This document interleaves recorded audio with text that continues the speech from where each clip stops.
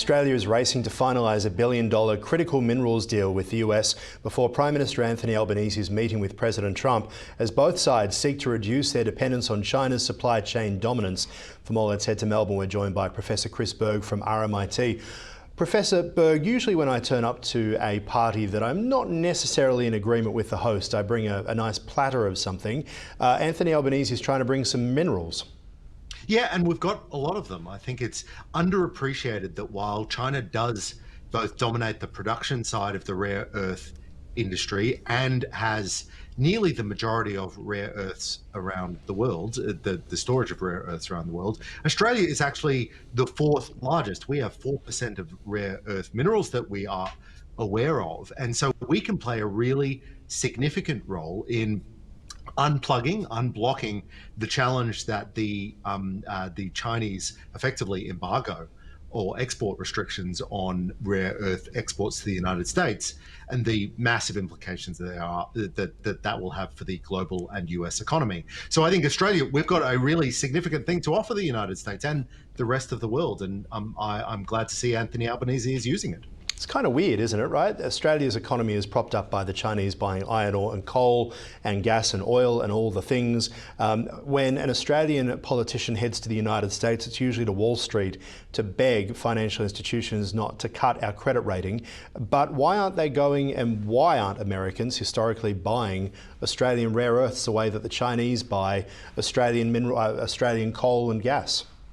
Well, it's a good question, and it might be part of the explanation might be the way that the global economy is changing because of technology. These rare earths, they're not like iron ore, they're not like the traditional minerals that Australia has specialized in producing. These are very particularly used in technology. They're particularly used as part of the artificial intelligence revolution and all the infrastructure there for clean energy and so forth. And China has made itself a specialist in not just digging these rare earths up, but producing them and presenting them in a way that they can be most easily used in manufacturing. We in Australia have specialized in sort of gold and iron ore and these more what we'll call traditional minerals.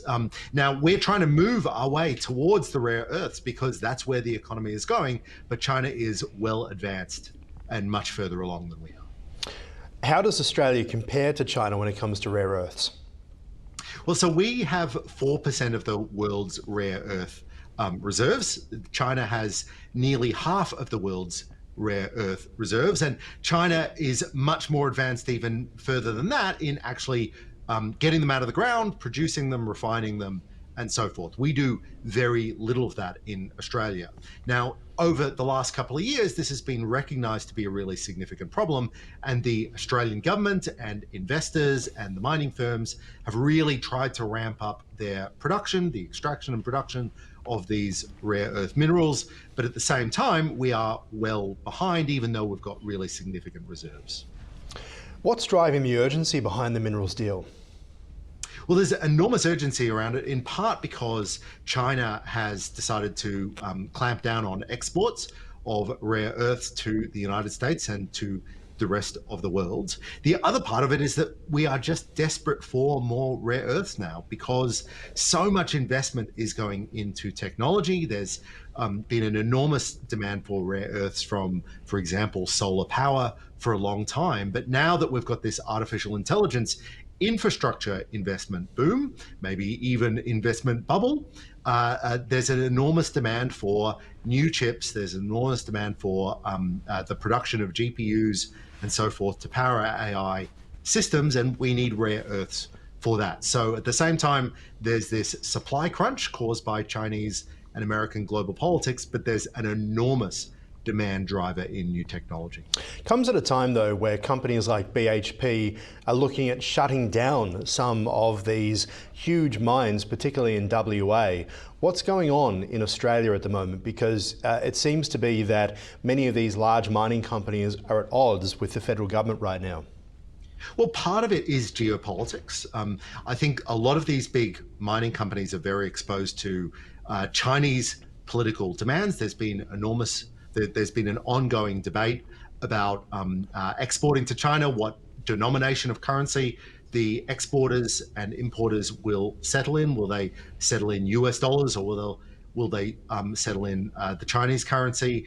There are big issues around what the federal government is doing. Obviously, the federal government for the last couple of decades has been trying to increase tax on the mining companies as well. But the federal government also now sees, and the Albanese government now sees, an enormous geopolitical opportunity if we can pivot towards these rare earths and potentially away from coal and iron ore and so forth that have been predominantly exported to China.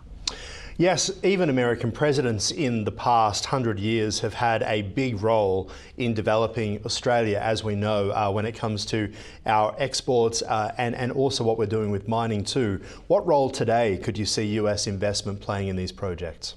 Well, I think US investment is critical because, frankly, we don't have the money to make the sorts of investments that we would need to get this really large task done, to really start to dominate the global rare earth supply. Now, happily, that is also along the lines of how the US administration is seeing it as well. As we know, the US administration is very much an economic nationalist administration. It would very much like to exploit its own rare earth mineral reserves, which are substantial, but not as substantial as Australia. But I think it will be very much in the interest of the United States government if US investment and US owned and backed firms were partners or even in control of investment in Australia. Now, I don't think that's a problem. I think that US foreign direct investment will be fantastic. It will be great for Australian jobs, great for the Australian economy, but that looks like the sort of approach that will suit both the Albanese government and the Trump administration.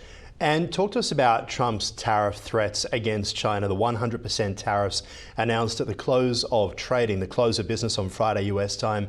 Could that have an impact on Australia, do you think? It could have a sort of secondary impact on Australia. It's hard to make an assessment about what Trump's tariffs will do because he announces a lot more tariffs than he imposes, and this makes it very difficult to sort what is a bluff from what is going to have a real impact on the economy. Now, it does appear that markets, certainly cryptocurrency markets, have responded very negatively to this, both the rare earth export restrictions and the tariff news as well, which may be a canary in the coal mine for the global economy. But for the most part, these tariffs, they really harm American consumers first. You could make an argument that the cheaper Chinese goods for Australia might be better for Australian consumers and that we might have more access to Australian consumers. But generally speaking, these are bad for the world, bad for American consumers, and may have a significant impact on the global economy. Yes, one of our regular guests, Tim Harcourt, refers to it as putting rocks in your own harbour when it comes to tariffs. Let's look ahead to this meeting between Donald Trump and the Australian Prime Minister Anthony Albanese. How do you think that's going to go? And we're hearing the mooch giving some advice in the Australian to say get out. And look at Mark Carney. What's your advice for the Prime Minister, and what's at risk here? Oh God, I wish I had great advice to offer the Prime Minister in this case. There are an enormous amount of risks when you sit down with Donald Trump, as we know that this meeting has been long delayed. It's been cancelled and rescheduled, and there've been all sorts of challenges, probably in part because Australia is just not at the top of the list of global concerns for the Trump administration. But having said that, I find that weird. I find that strange, given that one of the biggest things that Trump has been on about since he became president was taking on China directly. And Australia is the closest Pacific partner for the US on this. Yeah, that's absolutely right. But the Trump administration is not an ally-first administration, as we know. When it decides to take on a geopolitical competitor, it believes that it should be taking on that geopolitical competitor by itself. In fact, Australia is arguably been on the back foot a number of times during the Trump administration so far, with things like questions about AUKUS and so forth. And hopefully this is an opportunity for Anthony Albanese to explain the benefits of our very close relationship and how we can work together to make his tariff plans and his geopolitical goals more effective and less costly. Chris Berg, appreciate your time as always. Thank you. Thank you so much.